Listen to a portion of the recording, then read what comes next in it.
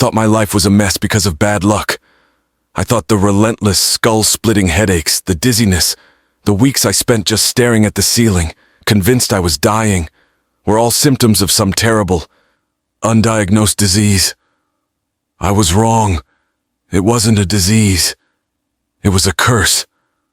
And the worst part, the people paying for the curse were the two people I called Mom and Dad. Seriously.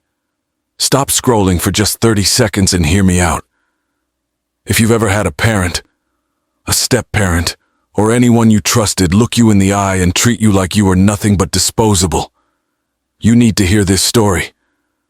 Because I'm going to tell you exactly how I discovered that my family didn't just neglect me. They were actively plotting my slow, agonizing death.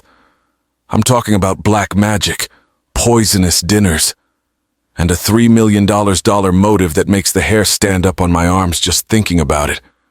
I want to know if I'm alone in this. Have you ever felt like the black sheep, the unloved one, the unwanted secret in your own family? Drop a comment right now and tell me where you're listening from. Let's make some noise about this. And if you subscribe to my channel, you're not just hitting a button. You're joining a community of survivors who took back their lives after being pushed to the very edge. Hit that subscribe button, because trust me, you need to see how I got justice and how I built a life worth living, completely free from the poison they left behind. My life had always felt like walking on broken glass, but the summer I turned 25, the glass finally shattered. It was a Tuesday. I was sitting in my cramped studio apartment in downtown Seattle, reviewing architectural blueprints for a small firm, the kind of work that paid the bills but certainly didn't match the ambitions I'd clung to since college. I remember staring at the clock, waiting for the email that had become a yearly, painful tradition, the automated confirmation from the family trustee about my upcoming birthday. It wasn't a happy reminder. It was just paperwork. A cold, corporate acknowledgement that Dakota Nash was still alive. Then, the email landed. Just seeing that subject line was enough to trigger it. It started as a faint thrumming behind my left eye, then quickly escalated into a sledgehammer of pain, turning the fluorescent lights in my apartment into white-hot needles. I clutched the edge of the desk, fighting the nausea, the room spinning like a carousel gone mad. This wasn't a migraine. This was a seizure of the soul. I stumbled toward the bathroom, trying to hold it together. The symptoms so severe they made me feel like an 80-year-old man instead of a 25-year-old architect. I knelt by the toilet, dry heaving until my chest burned. And when I finally looked up at my reflection, I wasn't just pale. I was gray, exhausted, like a battery that was permanently stuck at 1% charge. I'd spent the better part of the last 3 years in this cycle, fleeting moments of normalcy, followed by weeks of debilitating fatigue and headaches so bad they made me doubt my sanity. Every doctor's visit ended the same way. Everything looks normal. Mr. Nash, probably just stress. Try meditation. Stress. That was the easy answer, but I knew better. I always felt the worst, the most drained, the most susceptible to these violent episodes. Right after I'd spent time at my childhood home, the stately Tudor revival house in the suburbs, the one my father, Travis Nash, had bought when he married Savannah. I stood there, leaning against the cold tile, the truth hitting me with a chilling clarity that superseded the pain those visits home weren't healing. They were poisoning. It all traced back to that house, to Savannah's hyper-attentive hospitality, and to the endless scrutiny in my father's eyes. I had always been the problem they couldn't solve, the uncomfortable truth lingering from his first marriage. I remember thinking, staring at my gaunt reflection, they want me gone. I just don't know why yet. My mother, Sierra, divorced Travis when I was 10. She lost custody because Travis had a superior bank account, not superior parenting skills. When Savannah arrived, she wasn't content with just running the house. She wanted to run the narrative. And in that narrative, I was the unwanted flashback. Savannah played the part of the perfect, sophisticated stepmother, especially around her own children, my half-siblings Liam and Willow. Liam was the golden boy, already earmarked for Harvard and a seamless transition into my father's real estate firm. Willow was the sweet, quiet princess. And me, I was the ambitious, slightly rough around the edges kid who insisted on making his own way, earning an architecture degree, and refusing the family trust fund that Travis offered as a bribe to keep the peace. But I was about to turn 25. I didn't know the specifics, but I knew my date of birth was the key to something they didn't want me to unlock. That was the primary source of my stress, the unyielding, invisible pressure they maintained to keep me docile, dependent, and if my physical symptoms were any indication, silenced forever. I walked back out into my living room, my legs unsteady, and focused on the glowing computer screen. The email from the trustee. I was 24. My 25th birthday was just 3 weeks away. That milestone, that simple date, was the invisible finish line. I just didn't know I was racing against the clock. I thought the worst betrayal was my father's constant neglect. I thought the worst pain was Savannah's polished cruelty, but I was still miles away from the horrifying reality that the deepest, most twisted form of betrayal was being executed in a locked room, beneath the surface of the house I grew up in, a secret place my father and stepmother swore was just an old, musty storage area, a place they called the Cranston wine cellar. I needed to go home to get some blueprints for a job I was risking my career on, and that one simple, necessary trip, made in a moment of physical weakness, would lead me straight to the discovery that changed my life. I thought my parents hid the truth for years, but I was about to find out exactly what an electrician discovered in the basement. To understand why I walked into that house knowing deep down it was bad news, you have to understand the foundation it was built on. Or, really, the lack thereof. My life started breaking the day my parents divorced. I was 10. I remember sitting in the family court waiting room in silence, clutching a worn-out copy of The Hobbit. When the judge handed down the final decision, my dad, Travis Nash, just gave a tight nod. He had the better house, the bigger job, the stable environment. My mom, Sierra, who worked 2 jobs just to keep a decent roof over our heads, didn't stand a chance. Watching Mom walk out of that courthouse, her shoulders slumped, felt like the end of the world. She didn't cry then. She was too tough for that. But later, she'd call me every weekend, and those calls were the only things that kept me tethered to sanity. "You're a good man, Dakota." She'd always say, "Don't ever let money define your worth." But money defined everything for my father. 2 years after the divorce, Savannah arrived. She was a trophy wife, a piece of art that completed the sprawling Tudor house. She was stunning, all polished blonde hair, sharp eyes, and a smile that never quite reached them. She came with a plan, a blueprint for the perfect modern American family, and I didn't fit the blueprint. The house itself became a symbol of this new, cold perfection. It wasn't a home anymore, it was a museum. Everything had its place, and the rules were instantly enforced.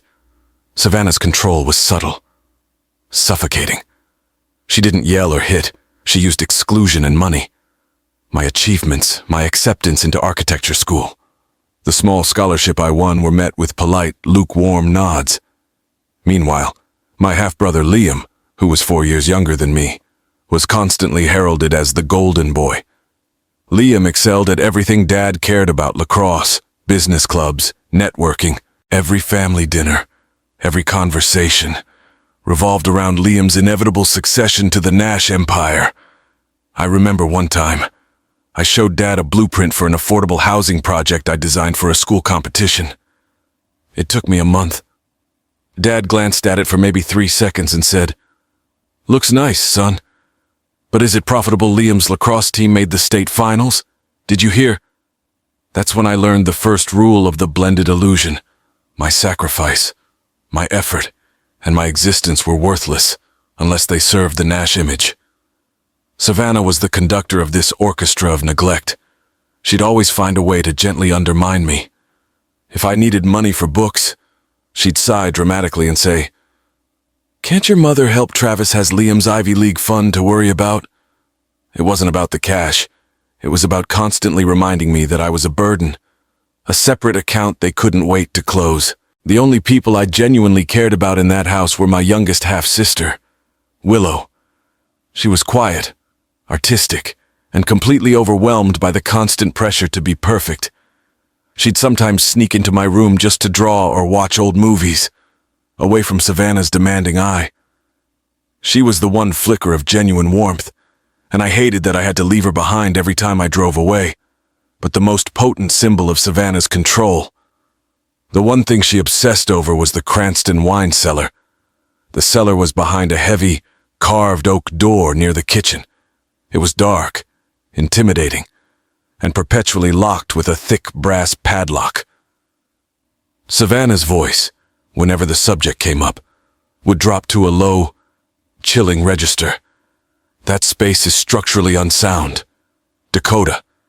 It's for storage only, and it is strictly off limits. Do not go near it." I was 12 when she first said it, and I was 25 when I finally understood why that rule was so important. As a teenager, I was curious. Sure, you hear off limits, and you want to see what's behind the door. But honestly, the place just gave me the creeps. Sometimes, late at night, I'd swear I could hear faint sounds coming from the stone foundation, a dull thud. Maybe a scraping noise. I always dismissed it. Old house. I told myself just the pipes. But looking back now, I realized those were the sounds of the illusion cracking. Those were the sounds of a very specific, very sinister project being worked on. Deep underground, hidden from the light. Savannah wasn't protecting me from a structural issue. She was protecting the secret that was meant to kill me. That hidden room, that forbidden space, became the focal point of all the coldness, all the neglect, all the ambition that defined my family. I had spent years desperately trying to earn my father's love, to prove my worth to Savannah, but every headache, every dizzy spell, every metallic taste I suffered was proof that they weren't interested in my love or my worth. They were interested in my inheritance. I thought I could just keep my head down, graduate, and finally be free. But my symptoms were starting to tell me otherwise. The game was escalating, and I was running out of time. I had less than 3 weeks until my 25th birthday, and I was about to walk right back into the lion's den. I know I sound dramatic talking about curses and poisons. Believe me, for the longest time, I desperately wanted to believe I was wrong. I wanted to think the dizzy spells and the bone-deep fatigue were just the price you pay for pulling all-nighters designing blueprints. But my body was giving me red flags, and my gut was screaming that something in that Tudor house was fundamentally rotten. The sickness didn't hit me like the flu. It was creeping, insidious. It was like someone had unplugged my internal battery. I'm a 20-something guy, supposed to be running on ambition and caffeine, but I felt like I was running a marathon underwater. Simple tasks walking up the stairs. Focusing on my drafting table became monumental efforts. I decided to take it seriously. I used the tiny bit of savings I had and went through the whole American medical process. First, the general practitioner. Then, blood work, MRIs, neurology consults. The kind of expensive runaround that eats away at you emotionally and financially. Every specialist, every test came back with the same infuriating, terrifying result. "You're healthy, Mr. Nash. Probably just psychosomatic. Anxiety. Anxiety, that's the classic dismissal. Isn't it the convenient box they put every young person's pain into? But how could anxiety give me that distinct, metallic chemical taste I sometimes got after dinner at my father's house? I started dreading the family dinners.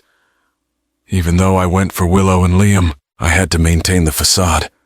Had to see my little sister. But every time I sat down at that massive mahogany table, under the glow of Savannah's perfectly curated chandelier, the tension was palpable. Savannah would glide around, playing the hostess role like she was rehearsing for a PBS special. She'd always insist I take second helpings. "Dakota, you look thin," she'd purr, her voice dripping with artificial concern. "You must eat my slow-roasted lamb. I added extra spices." And that's when I'd taste it. Not immediately, but in the aftertaste. It wasn't rancid, it was just off, like pennies or diluted cleaning fluid. I'd glance up, and Savannah would be watching me, not her own children. Not my father, just me. Her eyes were sharp, calculating, waiting for a reaction. I felt like a rat in a lab, being observed after consuming a controlled dose of something I couldn't name. I'd force a smile, say "delicious, Savannah," and leave half the plate uneaten, my stomach churning with unease. My father, Travis, saw none of this. He was completely blind, or maybe just willingly ignorant. He'd eat quickly, grunt a compliment, and retreat to his study to talk on the phone about asset liquidation or property values. He outsourced the messy job of being a father to Savannah, and as long as his house looked perfect, and his children, meaning Liam, were on track for success, he didn't care about the details. This created the perfect environment for gaslighting. The more doctors told me I was fine, the more Savannah would lean into the caring role. "Oh, Dakota, did you take your supplements?" she'd ask, tilting her head. "You really must stop imagining things, dear. All that stress from architecture school. You're such an intense boy. Maybe you should take a break from those late-night calls with Sierra. They just stress you out, don't they?" She was trying to isolate me, to make me believe the only stable reality was the one she controlled. Her motive, I now realize, wasn't just to make me sick. It was to make me doubt myself. So when I eventually did collapse, everyone, including me, would shrug and say, "Well, it was just the stress." The symptoms worsened every time I stayed overnight. I couldn't sleep. The Tudor house, with its thick walls and echoing hallways, wasn't quiet. It amplified sound. And late, always late, around 2 or 3 in the morning, I'd hear it. A dull, scraping sound, not plumbing, not wind. It sounded like something heavy being dragged across concrete. It would always come from the ground floor, near the back of the house, right where that ominous, locked Cranston wine cellar was. I'd lie in bed, rigid, heart hammering against my ribs, convinced someone was down there. One night, the smell was overwhelming, a sharp, acrid odor, like burned incense mixed with something metallic, faint but undeniably present, wafting right under my door. I almost got up. I almost walked downstairs and confronted whatever was making that noise. But fear stopped me. Not fear of a burglar, but fear of Savannah's gaze. Fear of the ensuing, icy, calculated confrontation that would follow. I knew if I broke her rule about the cellar, the consequences would be worse than any physical illness. I knew she'd use it to solidify the narrative. Dakota is unstable. He's paranoid. He needs help. So I stayed in bed, paralyzed, listening to the scraping sounds fade into the oppressive silence, swallowing my fear along with the bitter aftertaste of Savannah's last meal. I thought I was simply being cautious, choosing peace over conflict. I didn't know I was simply delaying the inevitable. I didn't know that every night I spent awake, listening to those terrifying sounds, the real threat wasn't stress or anxiety. It was a tangible, malignant force hiding just steps away, preparing for my 25th birthday. The very birthday my mother was so excited about celebrating, completely unaware of the dark milestone it represented to the people who were supposed to be my family. I needed to break this cycle, but every attempt to do so felt like hitting a concrete wall. I tried avoiding the house altogether, but the relentless pressure from Travis to maintain family appearances ahead of Liam's college applications made it impossible. "It looks bad, Dakota." He'd lecture over the phone, It makes the family look fractured. Just show up, smile, and leave. I began eating before I went over, making excuses about a large lunch. But Savannah was persistent. She saw right through me. "Nonsense, darling," she'd say, forcing a spoon of her homemade bisque onto my plate. "You simply must taste this new recipe. It's truly divine. I added a special, rare herb from my garden for flavor." Her eyes would twinkle slightly, a flash of pure malice masked by charm. I'd feel my stomach clench, knowing that rare herb was likely responsible for the next week of debilitating pain. The emotional toll was immense. It wasn't just physical pain. It was the pain of knowing that the people who should protect you were actively working against you. I started calling my mother, Sierra, more frequently. But even with her, I couldn't fully articulate the fear. How do you tell your mom that you think your stepmom is poisoning you with rare herbs and using your father's house for some sort of occult ritual? It sounded insane. "I just feel tired. Mom," I'd whisper into the phone late at night, "I feel like I'm fading away." Sierra, in her wisdom, never dismissed me. "You are stronger than you know, honey. Just hold on. You're almost there. Just focus on your work." My work. That was my anchor. I poured every ounce of remaining energy into the Meridian Tower blueprints. It was a massive commercial building design complex, detailed and completely absorbing. It was my ticket out, my declaration of independence from the financial grip Travis held over my life. I knew if I landed that contract, I could cut the cord completely, financially and emotionally. The final schematics, the ones I'd been meticulous about, were the most important documents of my career. And, in a cruel twist of fate, the originals were exactly where I'd left them, accidentally sealed up inside the storage cabinet of my old room in the Tudor house. A tiny, careless mistake made during a rush to escape Savannah's last dinner party. It was a trap, a lure, a necessary risk. I had to get those blueprints. I had less than 3 weeks until my deadline, and less than 3 weeks until my 25th birthday, the secret deadline that I suspected meant everything to Savannah and Travis. The pressure cooker was set to explode, and I was about to walk right back into the blast radius, believing all I had to lose was a career. When the truth was, I stood to lose everything. I'd spent 3 years living in a fog, convincing myself my blinding headaches and chronic fatigue were just the price of ambition. But as my 25th birthday, the secret deadline loomed. The stakes became impossibly high. I was running out of time, and the only anchor I had left was my career, my Achilles heel.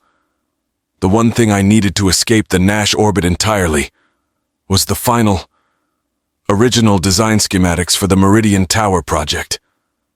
They were sitting in an old storage tube back at my father's house.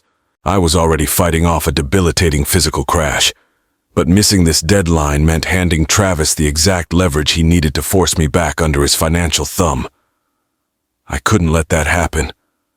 I drove out to the Tudor house in the suburbs, feeling every mile weigh on my chest. The house itself looked less like a home, and more like a mausoleum for lost feelings. Fortunately, the family was gone. Travis had whisked Savannah, Liam, and Willow away on a pretentious golf trip, a perfect opportunity for me to be a ghost, grab my blueprints, and vanish.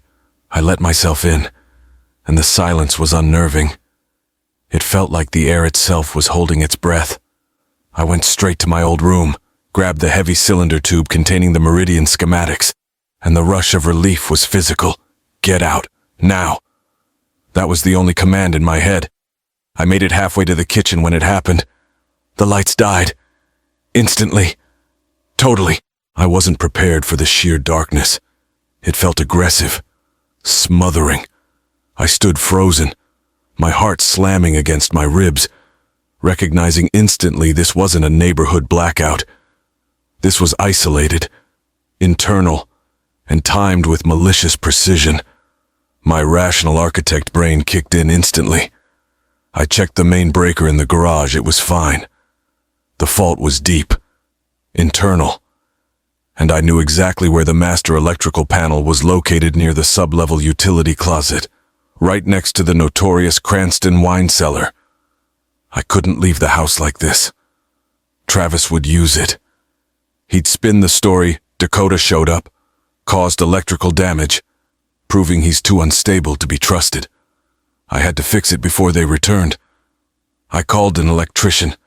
I desperately needed a reliable, outside witness, someone whose eyes weren't clouded by 3 years of gaslighting. That's how Ben Carter walked into the story. He arrived 15 minutes later, a solid, middle-aged guy wearing a faded Union shirt, carrying a toolbox like a shield. He brought normalcy into my nightmare. Whole place is dead. Ben confirmed after a quick check. Fault's deeper than the breakers. Gotta get to the main junction box. Where's the access point, son? I pointed towards the heavy, ominous oak door, the fear knotting my stomach tighter than any wire. It's through there, but it's always locked. My father said it's structurally unsound. Ben raised an eyebrow, looking at the thick, tarnished brass padlock. That's a bank vault lock for a utility closet. Kid, you sure y'all ain't got some family jewels hidden down there? He joked, but his voice was professionally skeptical. I felt the familiar urge to lie, to back away, to keep Savannah's ultimate rule intact. But the memory of the metallic taste and the doctor's patronizing dismissal, "It's just stress," fueled a cold rage. I was done being afraid of their rules. "No jewels, Ben," I said, the newfound firmness in my voice surprising even me. "But my father insisted. We have to check the panel. I need the power back on before they return." Ben nodded, recognizing the desperation in my eyes. He pulled out a heavy-duty set of bolt cutters. "All right, let's see what they're guarding so tightly." The sound, the grating crack of metal shearing through metal, was deafening in the silence of the empty house. It was the sound of my submission ending. It was the moment the blended illusion died. Ben pulled the heavy oak door open. It didn't just creak. It sighed. A long, ancient groan of stone and wood. A blast of freezing, thick air hit us. It carried the exact scent I remembered from those sleepless nights: damp earth, old wood, and that sharp, acrid odor now stronger, overwhelming like burnt incense mixed with stale blood. "Whoa, that's serious must," Ben muttered, coughing slightly. "The panel should be right around the corner. Stay put, kid." But I couldn't stay. My curiosity, sharpened by 3 years of agonizing sickness and silent scrutiny, was too powerful. I had to know. I followed him, my phone flashlight beam shaking, piercing the suffocating darkness of the infamous Cranston wine cellar. We descended slowly. It wasn't a wine cellar or a utility closet. It was a cavernous, cold, finished space. Ben's powerful beam swept across the stone walls, locating the main electrical panel quickly. But that's not what held his attention. His flashlight stopped. He froze. "Holy Moses," Ben whispered, dropping his toolbox with a clatter that sounded deafening. He didn't move. He just stared into the corner of the room, his whole professional demeanor collapsing into shock. I followed his gaze, forcing my light to the corner. There was no wine, no mundane storage, just a crude, low table draped with dark, heavy cloth, and on it, surrounded by burnt black candles, dried herbs, and bizarre symbols drawn in chalk, was a single terrifying artifact. It was a small wooden effigy, crudely carved, tied with black twine, and immersed in a glass jar filled with a thick, dark red resin. I felt the blood drain from my face. The pain in my head instantly vanished, replaced by a cold, searing adrenaline. I saw it. Ben saw it. Carved deep into the wood of the effigy was my name, Dakota Nash. Ben's voice was a barely audible whisper. "Get out. Pack your things and leave right now. Don't tell your parents this is not normal. Son, you need to call the police. Now."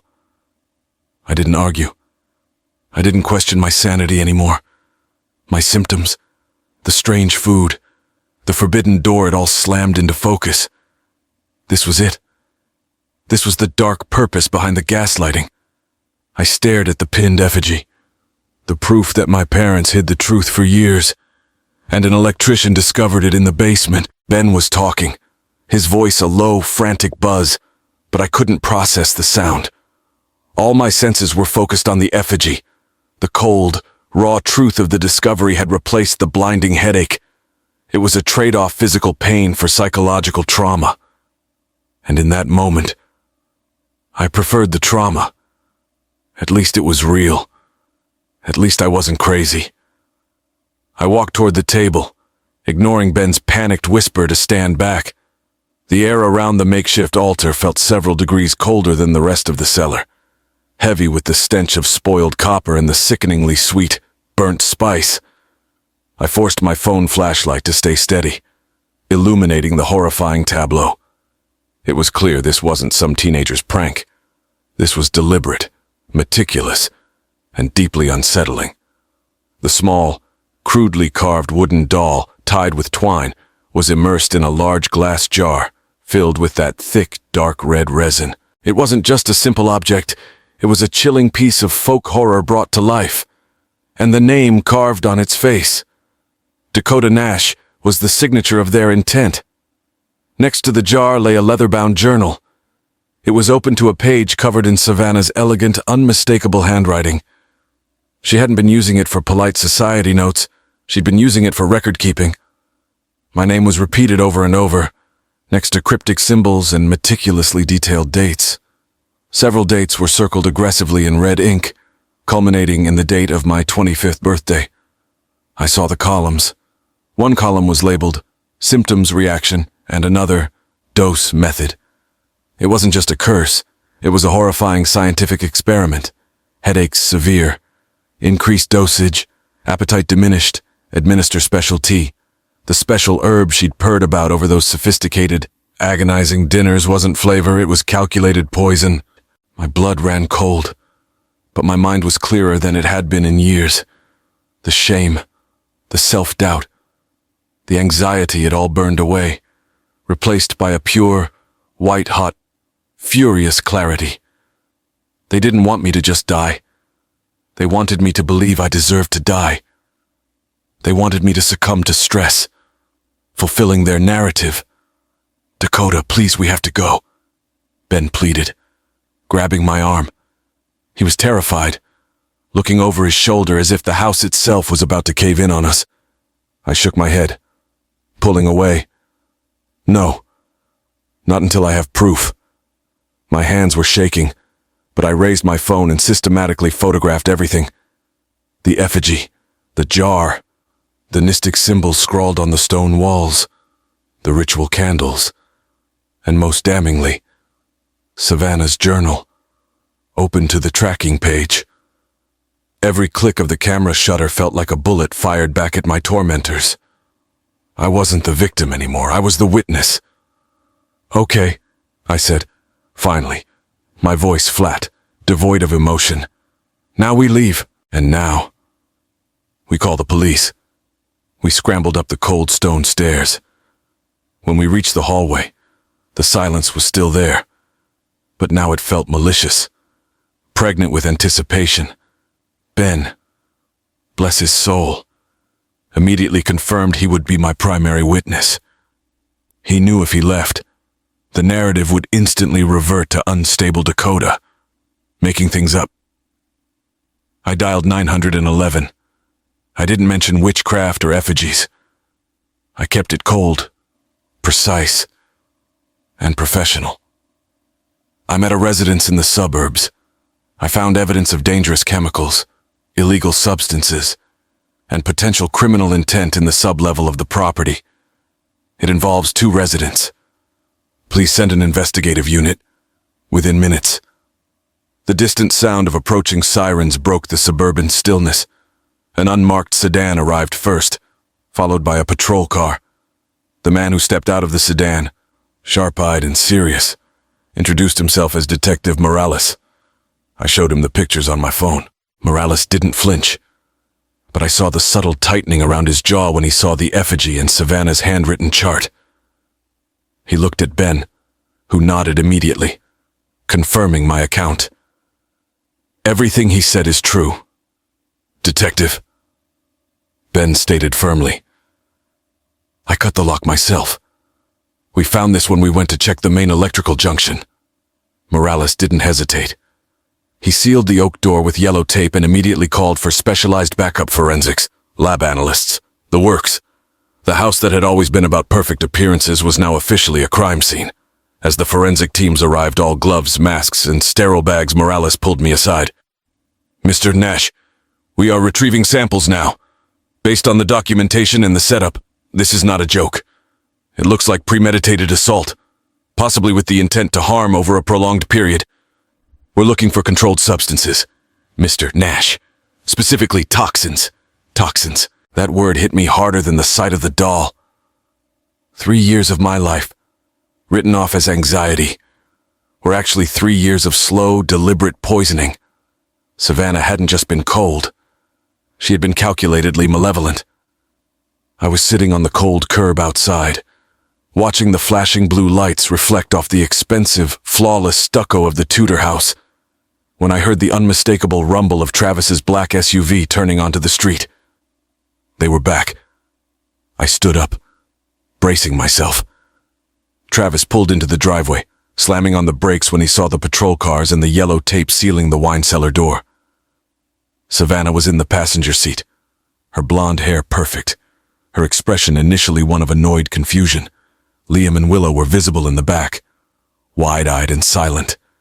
Travis burst out of the car, his face turning an unhealthy shade of red. "What in God's name is going on here? Who authorized this police tape?" he roared, already reaching for his phone. Then, Savannah saw me.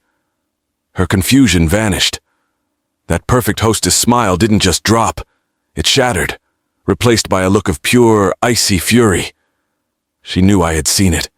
She knew the secret was out. The confrontation I had been avoiding for years, the one where I finally had the power. The evidence was about to begin. I had not just found the physical objects of my torment. I had found the truth. And now, I had to use it. Travis killed the engine of his black SUV, and the silence that followed was deafening, broken only by the clicking of cooling metal and the low murmur of Detective Morales' radio. Travis scrambled out, his face a mask of furious disbelief, instantly spotting the yellow police tape across the Cranston wine cellar door. "What the hell is this? Dakota, you broke into my house and called the cops over a tripped breaker," he roared, his usual polished veneer cracking instantly. Savannah, however, didn't panic. She stepped out, composed, her perfect blonde hair reflecting the flashing blue lights. She saw me. She saw Ben Carter. And then she looked at the police tape. Her eyes went cold, a terrifying, glassy blue. She walked past Travis, displaying that familiar hostess confidence. "Detective," she purred, her voice saccharine. "There must be a misunderstanding. This is a family matter. My stepson, Dakota, is under immense stress. He's been prone to flights of imagination lately." "Flights of imagination," I cut in. Stepping forward, the pure icy anger gave me the strength I needed. "Show them the pictures, Detective." Morales didn't hesitate. He held up his phone, showing Savannah the photograph of the effigy, the jar of resin, and her own precise, elegant handwriting tracking my symptoms. Savannah's composure wavered for only a millisecond. She let out a dry, forced laugh. "Oh, that old thing. It's a Peruvian protective charm. Detective, I dabble in folk art. It's perfectly legal. Dakota, dear, you misunderstood my attempts to protect you from bad energy." "Bad energy?" I felt the contempt rising in my chest. "You weren't protecting me. Savannah, you were poisoning me. I saw the journal. You were tracking the dosage." Travis finally looked from the phone to me, his face confused, then twisting into fury. But this time, the fury was aimed at Savannah. What the hell is he talking about? Savannah, it's nonsense. Travis, she snapped, losing her cool for the first time. It's a distraction. He's trying to ruin Liam's college application process because he's jealous. The chaos was complete. Morales stepped between us, pulling Travis aside. Mr. Hayes, we found evidence suggesting premeditated intent to harm. We are taking Mrs. Hayes in for questioning. We need your cooperation. Travis immediately tried to bully his way out, talking about his lawyers, his prestige, and his money. But Morales was unmoved. As two uniformed officers gently cuffed Savannah, she locked eyes with me. There was no apology, no remorse, just pure, distilled hatred, as if I were the one who had wronged her. My half-siblings, Liam and Willow, emerged from the car, their faces pale and confused, witnessing the absolute destruction of the perfect family facade. Willow, only 14, started sobbing, looking terrified as her mother was led away. This part hurt. This was collateral damage I never intended. As Savannah was put into the police car, I saw Liam, the golden boy, slump against the trunk of the SUV, his hands covering his face in shame. He wasn't arrogant anymore. He was just a scared kid watching his world dissolve. The chaos of the confrontation was nothing compared to the quiet bomb that dropped the next day.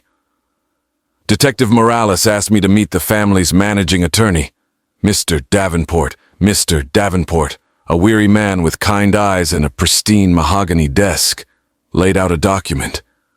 Dakota, he said, his voice grave. You need to know the full context. Your grandparents, my clients for 30 years, established a trust for you. It's sizable, approximately $3 million. I felt the air rush out of my lungs. $3 million. All the headaches, the gaslighting, the effigy in the cellar, it snapped into focus with brutal clarity. They knew. I whispered. Travis knew about this since I was a kid, didn't he? Yes, Mr. Davenport confirmed gently. The terms state that the principal would be fully accessible to you on your 25th birthday. However, if you were to pass away before that date, the principal would revert to your legal guardian at the time, your father, Travis Nash. It wasn't just Savannah. Travis knew. My own father, the man who preached integrity and success, was complicit in a scheme to kill me for $3 million. He didn't just neglect me. He actively set the stage for my slow demise. He traded his son's life for financial gain. I thought of all the years he overlooked me, all the subtle ways he allowed Savannah to push me out. It wasn't about her being cruel. It was about the money. It was always about the money. The betrayal was a physical wound, deeper than any headache. But the realization that I was not crazy and I was worth fighting for was the first step toward recovery. The ensuing weeks were a blur of depositions and forensics reports that confirmed the toxins in the samples taken from the cellar. Savannah's rare herbs were poisons. Both she and Travis were formally charged with conspiracy to commit premeditated murder. I went straight to my mother, Sierra. She cried when I told her about the $3 million trust, not with greed, but with crushing sadness. I lost you, Dakota, she wept, because I didn't have the money to fight your father in court. All this time, they had that fund to protect you, and they used it to destroy you. But Sierra's belief was my true foundation. With her support, I began the process of drawing boundaries. I testified against Travis and Savannah with cold precision, laying out the emotional and physical abuse. I found the strength to face the darkness and name it.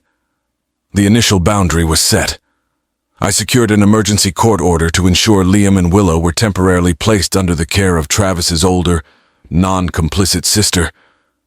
I then had a difficult conversation with Liam. He was devastated, broken by the truth about his mother and father. I'm so sorry. Dakota, he choked out. I didn't know. I swear. I looked at the golden boy, now just a scared kid.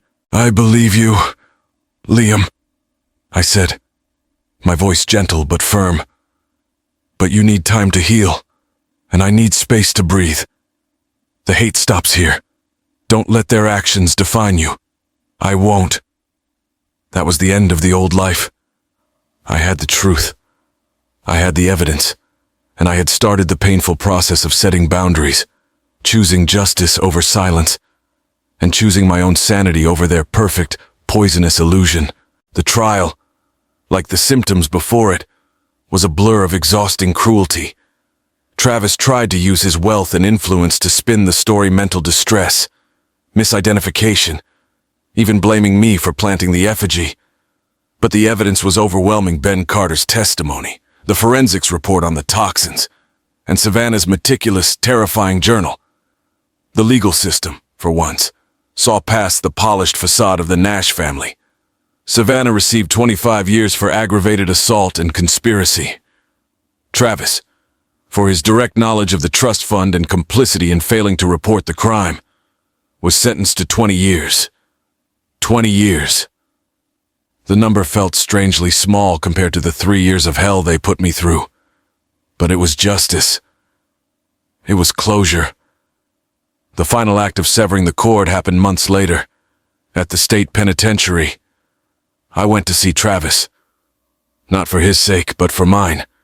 He looked years older, his expensive suit replaced by an orange jumpsuit. He tried to apologize. "I let things get out of hand, son. I was under pressure, the same old excuses." "Stop, Dad," I said, my voice steady, devoid of anger or sorrow. "I came here for one reason. I need you to know the truth one last time.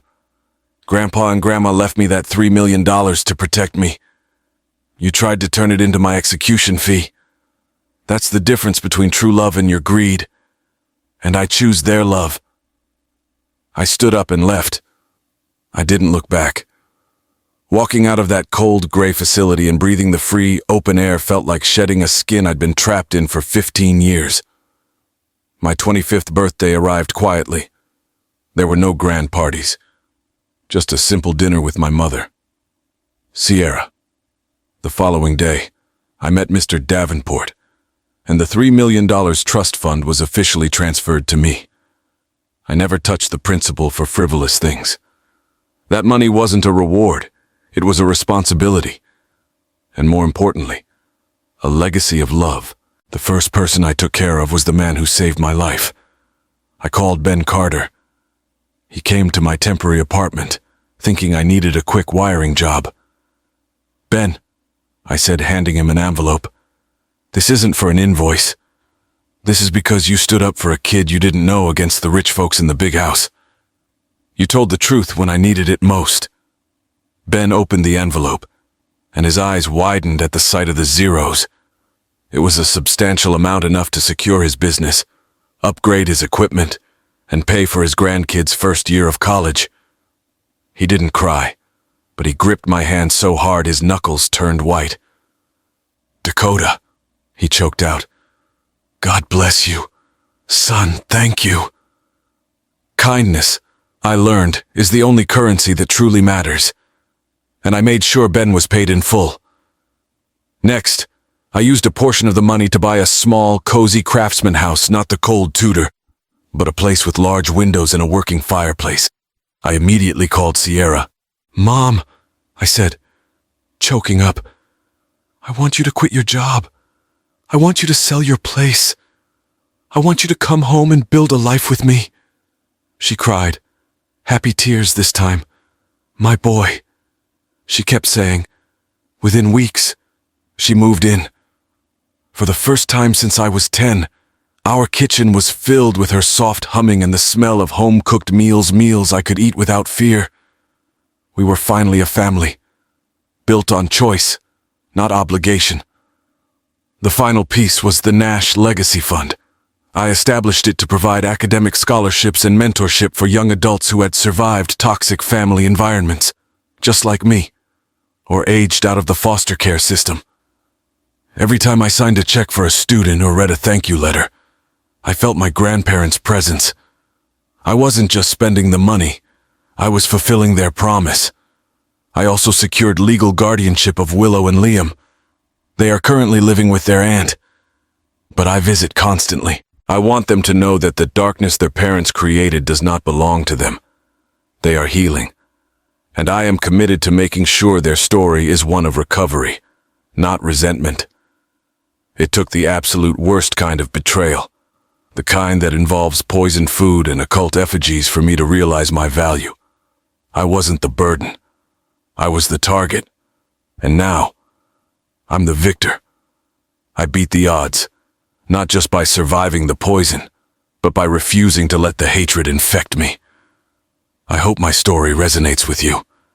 Maybe your battle isn't with black magic, but with a toxic boss, a cruel family member, or a debt that seems impossible to escape. The lesson is the same: the truth sets you free. And your greatest power is your choice to build a new life. If you felt that anger, that shock, or that eventual peace during this story, please show me. Hit the like button. It tells YouTube this story matters and helps other survivors find it. Drop a comment and tell me, what was the moment you realized you had to walk away from a toxic situation? Your story helps someone else. And if you want to join a community that believes in fighting back, believing in self-worth, and turning pain into power, you need to subscribe to this channel right now. By subscribing, you're not just following me, you're investing in the mission to prove that no matter how dark the basement is, the truth will always bring the light. Thank you for listening. Be strong, be vigilant, and build your kingdom